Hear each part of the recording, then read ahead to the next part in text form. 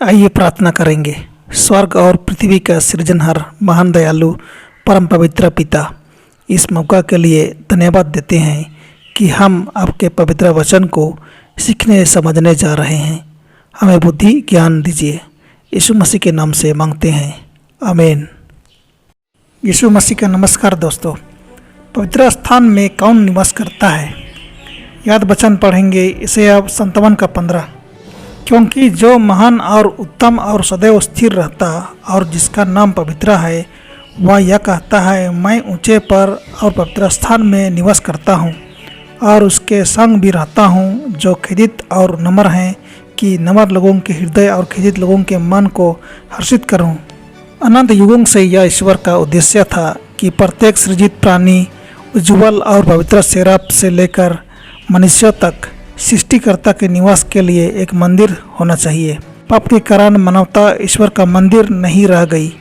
बुराई से अंधकारमय और अपवित्र मनुष्य का हृदय अब ईश्वरीय महिमा को प्रकट नहीं करता।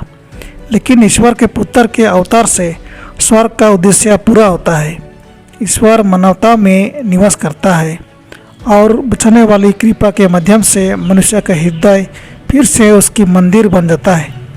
परमेश्वर ने डिजाइन किया था कि यरूशलेम में मंदिर हर आत्मा के लिए खुले ऊंच भाग्य का निरंतर गवाह होना चाहिए। लेकिन यहूदियों ने उस इमारत का महत्व को नहीं समझा था जिससे वे इतने गर्व के साथ मानते थे। उन्होंने स्वयं को ईश्वरीय आत्मा के लिए पवित्र मंदिरों के रूप में प्रस्तुत नहीं किया। एक पवित्र स्थान। सवाल एक पवित्र स्थान क्या है? वेबस्टर के मुताबिक किसी भी स्थान को जो खुदा का निवास स्थान माना जाता है या व्यक्तिगत खुदा की उपस्थिति द्वारा कब्जा कर लिया गया, उस स्थान को पवित्र स्थान कहा जाता है। पर वह सवाल पवित्र स्थान क्या है, इसका उत्तर शास्त्रों में स्पष्ट रूप से दिया गया है। शब्द पवित्र स्थान जैसा कि बाइबल में प्रयोग किया गया है, सबसे पहले स्वर्गीय चीज़ों के एक नमूने के रूप में मूसा द्वारा निर्मित तंबू को संदर्भित करता है, और दूसरी बात स्वर्ग में सच्चे तंबू की ओर इशारा करती है जो सांसारिक पवित्र स्थान ने इशारा किया था।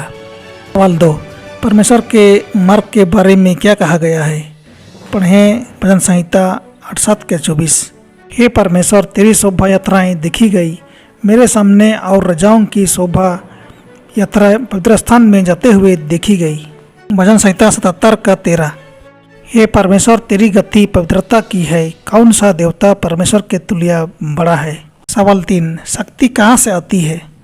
पढ़ें भजन संहिता 20:2। वह पवित्र स्थान से तेरी सहायता करे और सियोन से तुझे संभाल ले। परमेश्वर की ओर से शक्ति आती है। सवाल 4, अन्य लोगों के लिए परमेश्वर क्या है? पढ़ें यशायाह 8:14। और वह शरण स्थान होगा, परंतु इजराइल के दोनों घरानों के लिए ठोकर का पत्थर और ठेस की चट्टान, और यरूशलेम के निवासियों के लिए फंदा और जाल होगा। एजेकियल 11:16। परंतु तू उनसे कहा, प्रभु यहोवा यह कहता है कि मैंने तुमको दूर दूर की जातियों में बसाया और देश देश में तितर बितर कर दिया तो है, तो भी जिन देशों में तुम आए हुए हो उनमें मैं स्वयं तुम्हारे लिए थोड़े दिन तक पवित्र स्थान ठहरूंगा।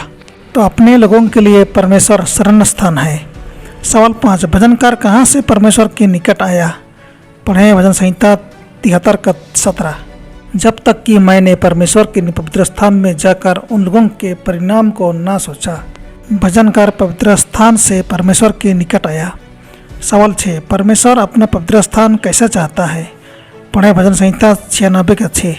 उसके चारों ओर वैभव और ऐश्वर्य है, उसके पवित्र स्थान में समर्थ और शोभा है। यशायाह 60:13।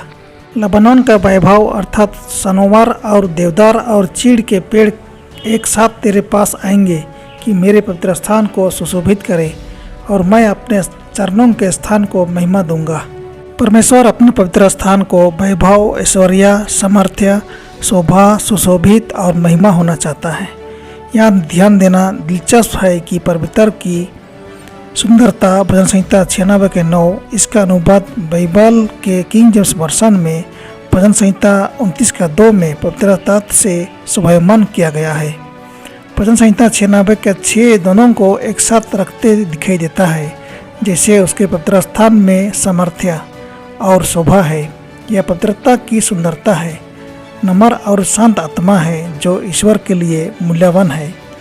पृथ्वी के तंबू का अतुलनीय वैभव मानव की दृष्टि में उस स्वर्गीय मंदिर की प्रतिबिंबित करता है जहाँ हमारे पूर्वज यीशु मसीह ईश्वर के सिंहासन के सामने हमारे लिए सेवा करते हैं।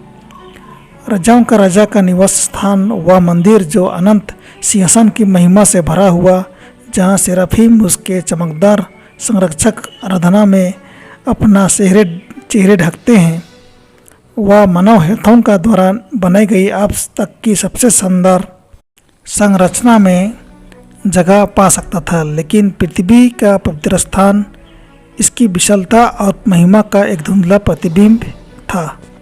तो दोस्तों, आज के लिए इतना ही। प्रभु आपको आशीष दे। आमीन।